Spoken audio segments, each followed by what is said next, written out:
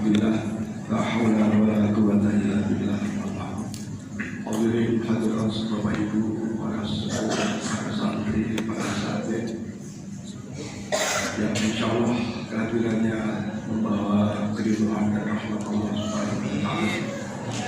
Saya akan menyampaikan sesuatu yang kebetulan saat ini Ustaz kita Syekh Haris Al-Jufri masih di kediamannya karena hujan.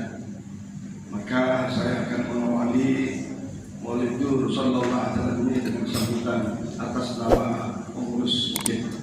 Jadi nanti Mas Iqbal tidak ada lagi sambutan pengurus masjid, nanti kelamaan.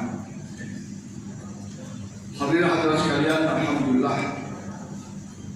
Pertama-tama tentu kami menyampaikan terima kasih kepada Ketua Peringatan Hari Raya Besar Islam Masjid Al-Salam, Pak Rian, Rahadian dan kawan-kawan yang telah mendengarkan peringatan Maulid ini.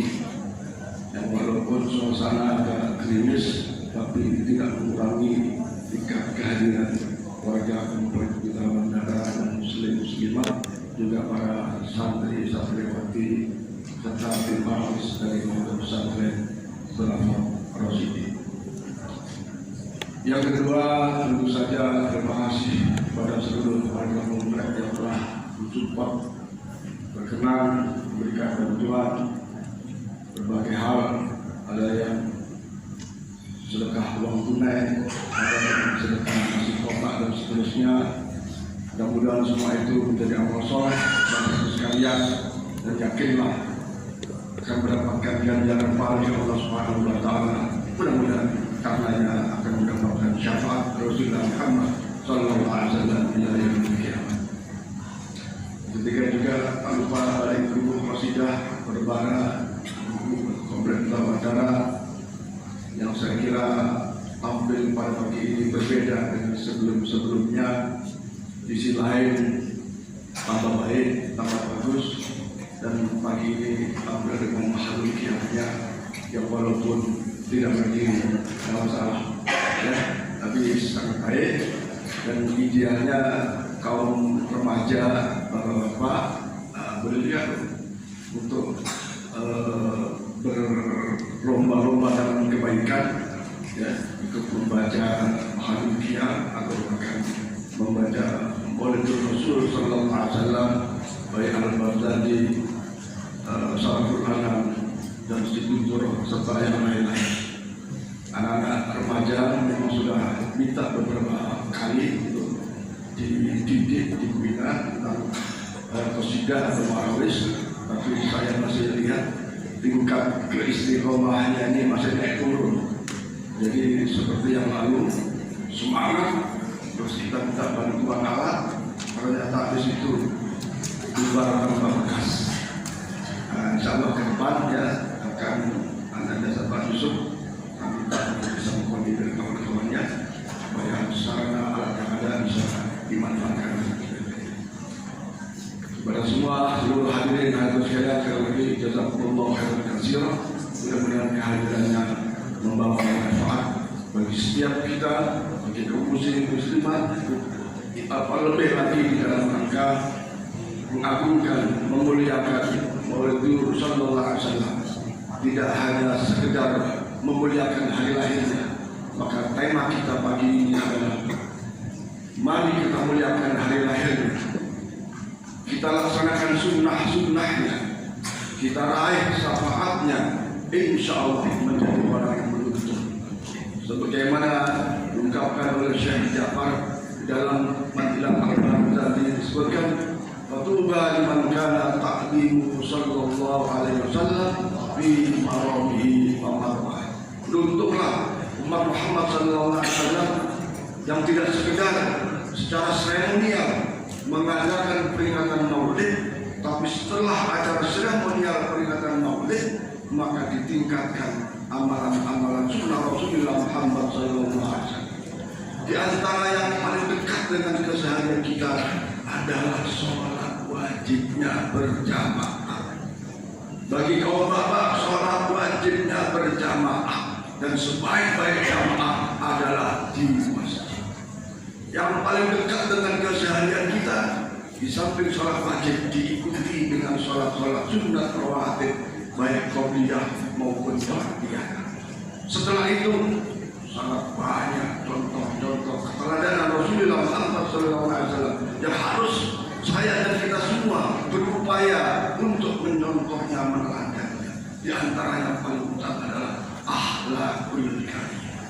Setinggi apapun ilmu kita, sebanyak apapun ilmu kita, setinggi apapun jabatan pangkat kedudukan kita, ketika akhlak tidak menyertai dalam perilaku kehidupannya, maka ilmu yang tinggi, jabatan yang tinggi akan runtuh karena akhlaknya suul akhlak yang jelek.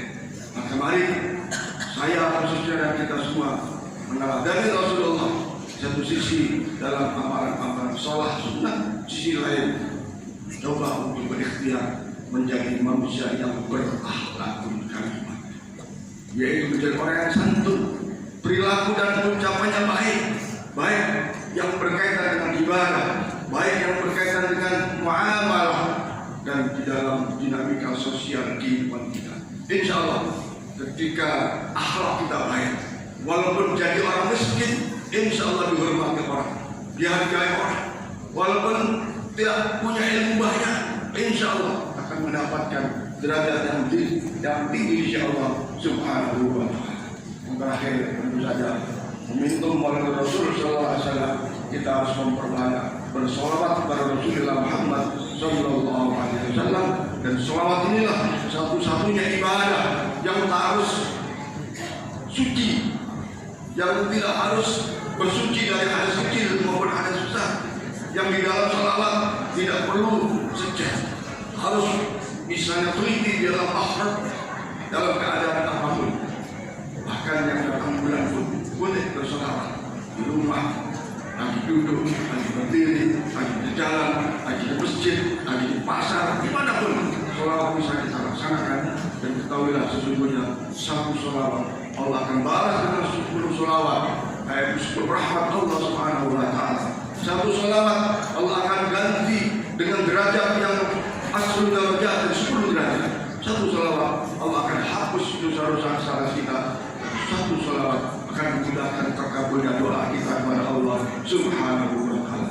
Maka mari meminta maulid, kita muliakan hari lahirnya, kita amalkan sunnah-sunnahnya, dan kita raih syafaatnya.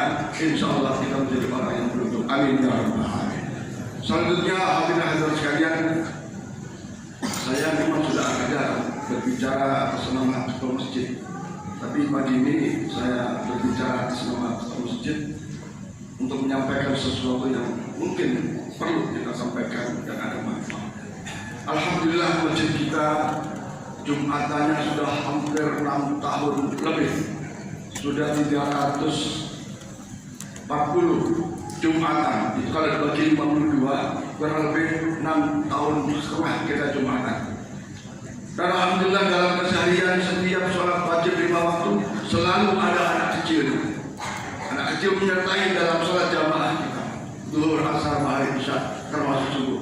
Ya, ada yang istiqomah, anak kecil kita, remaja kita, ada Faras, ada Jibi, bahkan kadang-kadang ada Aksa. Sebelum saya masuk masjid, ya, dan ada beberapa yang lain. Gimana nih bapak-bapak yang sudah 60 tahun? Kenapa harus buka masjid? Masuk tiap hari kesialan? Mustahil. Mari niatkan memakmurkan masjid untuk melaksanakan sholat-sholat wajibnya berjamaah, di sisi lain sholat-sholat sunnah. Dan alhamdulillah pelaksanaan amal ibadah selama ini berjalan dengan baik. Walaupun kadang-kadang imam kadang-kadang dorong-dorong, tapi alhamdulillah walaupun sudah ada jadwal, tapi dorong-dorong imam ini ternyata bukan di masjid Bagus Salam saja, di beberapa masjid pasti terjadi. Yang paling parah, maaf, kebetulan saya berdoa di beberapa masjid, mulai khutbah, sholat, suara gemuruh anak-anak masjid terdengar. Saya bertanya, ini masjidnya pengurusnya ngapain? Apakah tak pernah dilarang? Tapi alhamdulillah masjid kita, ya, sebelum sholat ya memang kerasa kurus ada, qomat masih juga, kemudian mulai sholat ketika imam baca Fatihah masih juga, tapi ketika imam sudah mulai rukuk baru anak-anak grupnya Yusuf baru tenangnya. Tapi ketika sholat rata-rata dalam keadaan tenang, tidak ada menurut suara anak.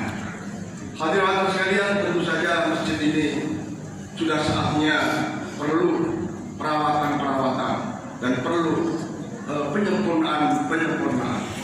Beberapa waktu lalu kami ada rapat dengan pengurus yang lain dan alhamdulillah ada pembagian tugas untuk perbaikan, perawatan dan bahkan penyempurnaan lingkungan masjid. Kita mengamanahkan kepada Bapak Insinyur Haji Rudial Putra, baik untuk perbaikan kubah yang bocor dan lain-lain. Maka saya agak ringan beban di dalam mengelola masjid kita. Dan tentu saja persoalan peribadatan yang menjadi tanggung jawab saya sebagai ketua, dibantu dengan bidang imarah yaitu Bapak Kausi. Artinya ada perubahan pembagian kerja di dalam mengatasi problematika atau hal-hal yang berkaitan dengan kegiatan masjid kita. Jadi kalau ada tanya kenapa ini kok catnya sudah penuh, ya nanti boleh nanya sama Pak Haji Rudi. Haji Rudi gimana tuh? Catnya penuh, kapan deh dibikin rencana penyempurnaan atau perawatan dan lain-lain sebagainya. Pak Rudi gimana? Ada orang di situ, mungkin di luar dari dia menunggu Ustaz Anazul. Kemudian hal lain para jemaah sekalian, tentu saja lebih dari 4 tahun lalu kami rapat di hotel Hotel Danau untuk mempersiapkan generasi yang akan datang untuk memperkokoh organisasi masjid. Kita punya program membentuk yayasan. Tapi selama ini program pembentukan yayasan itu belum bisa terrealisasi. Nah, ketika kemarin ada rapat persiapan Maulid Rasul SAW, ada yang mengusulkan supaya bisa merealisasikan yayasan. Alhamdulillah sekarang sudah dipromotori oleh Pak Sugianto, ya, sudah dibuat konsep awal untuk terbentuknya yayasan.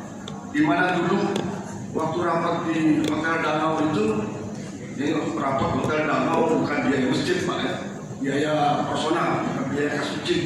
Wah hebat nih, Masjid Darussalam rapatnya di Hotel Danau. Tapi itu fakta. Saya waktu itu untuk menyemangati kita ayo coba, jangan rapat di masjid, rapat di luar. Karena ini pernah saya lakukan di tempat lain dan responnya cukup. Jadi bukan biaya kas masjid Pak, rapatnya biaya personal ya. Waktu itu disepakati nama yayasannya adalah Yayasan Masjid Darussalam. Tapi ternyata setelah dicoba diajukan, ternyata dalam sistem tidak bisa menyangkutkan nama masjid. Nah, sehingga kita mencoba draftnya, konsepnya adalah sebutkan apa Pak Sugi? Yayasan Kejayaan Masjid Darussalam Duta Bandara Permai. Sekali lagi ini konsep.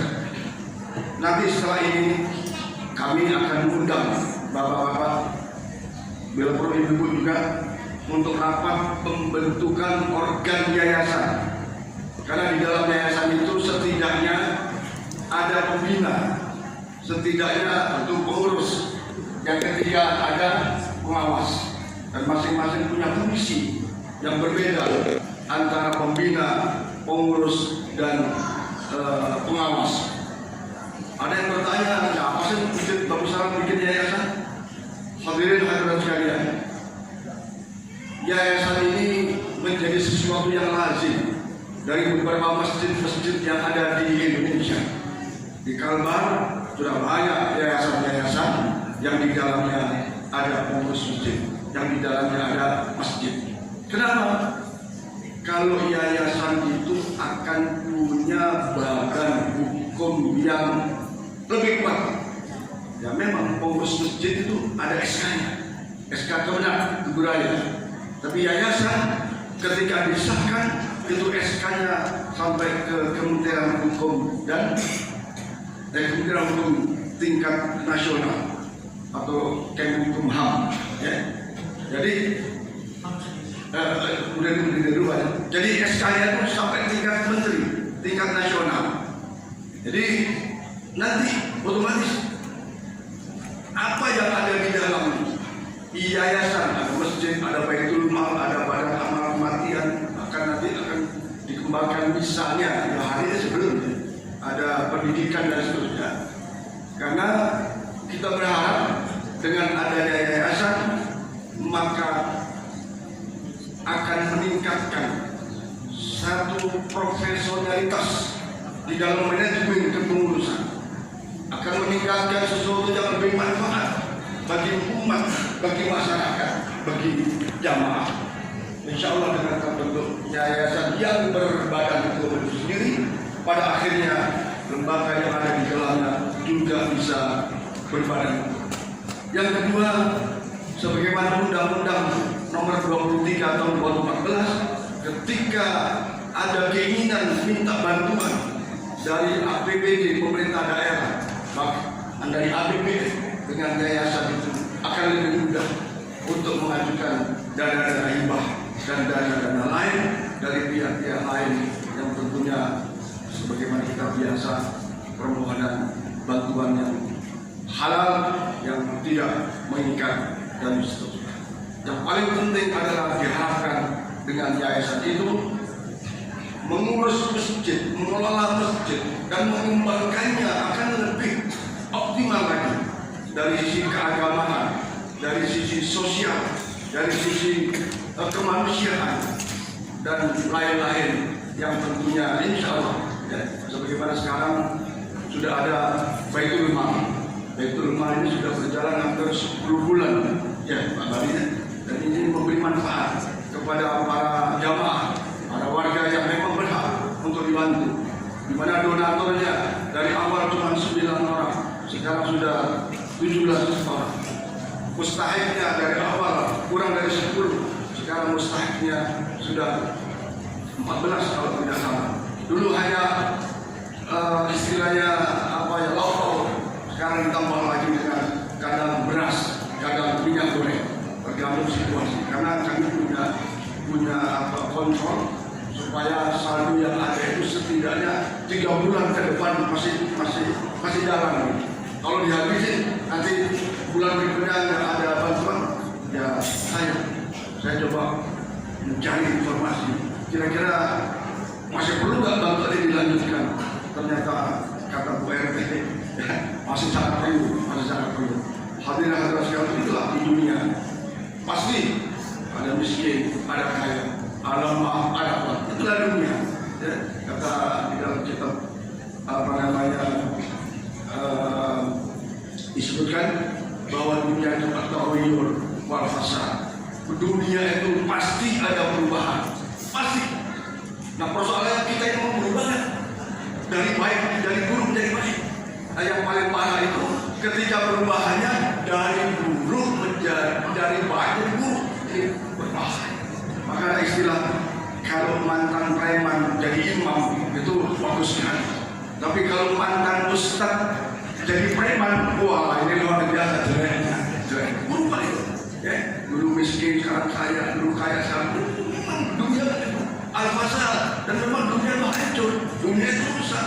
Maka kalau ada gempa bumi, ada dunia itu, ada perceraian itu dunia, ada pernikahan itu dunia. Dulu nggak punya istri, dulu punya istri cerai biasa dan sebagainya. Nah kuncinya ada pada kita, tingkat keimanan kita pada Allah Subhanahu Wa Taala bagaimana.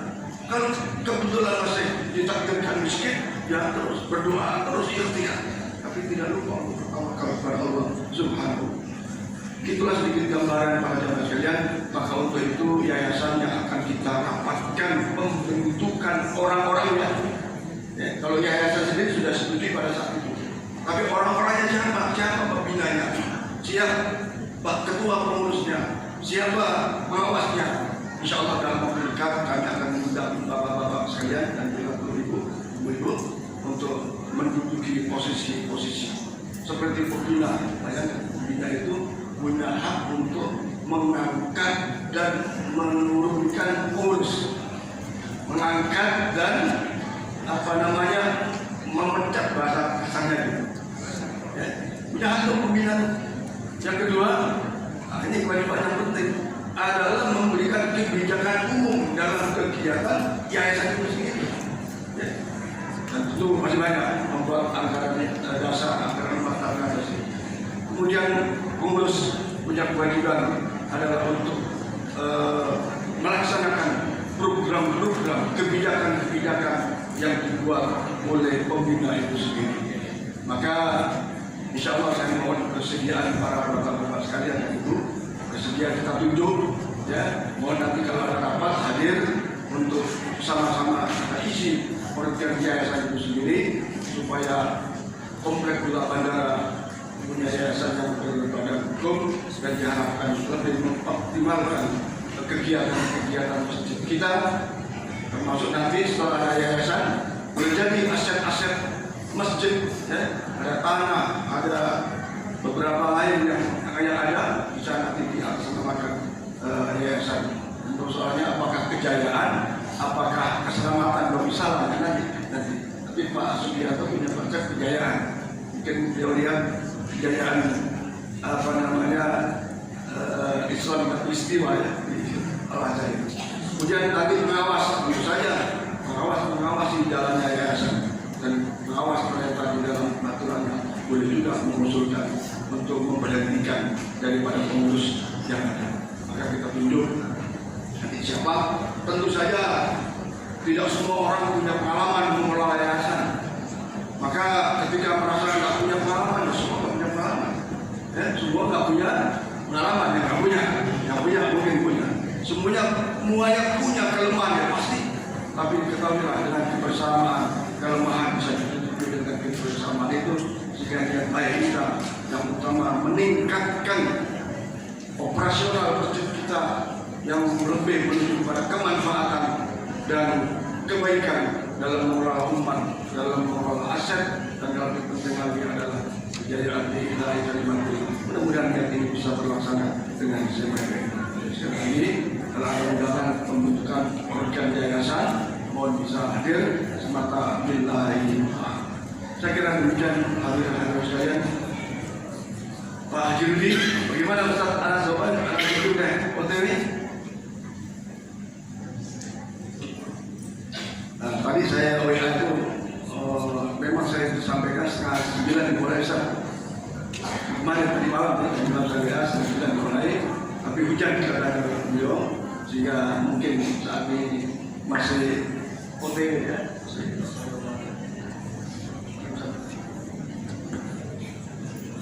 Dan alhamdulillah Pak Ustaz Anas Sobi sudah berada di rumah Pak Haji Rudi. Sebentar lagi beliau akan hadir di masjid. Sekali lagi hadirin sekalian, mari momentum Maulid Rasul sallallahu alaihi wasallam kita tingkatkan keimanan dan ketakwaan kita kepada Allah Subhanahu wa taala dan menumbuhkan mahabbah kepada Rasulullah Muhammad sallallahu alaihi wasallam. Insyaallah dengan mahabbah, dengan menambah cinta itu yang dibuktikan dengan mengamalkan sunnah-sunnahnya, insyaallah kita akan mendapatkan ganjaran Allah Subhanahu wa taala. Jadi mendapat syafaatnya ila yaumil qiyamah. Amin ya rabbal alamin. Untuk itu saya kira demikian, dan tentu saja atas nama pengurus masjid mohon maaf yang sebesar-besarnya apabila dalam pelaksanaan Maulid ini ada beberapa hal yang kurang berkenan, sudahlah untuk dimaafkan, dan tentu saja tetap semangat dalam mengamalkan amaliyah ibadah kita. Adallahu ajmain. Wallahu a'lam bishawab. Assalamualaikum warahmatullahi wabarakatuh.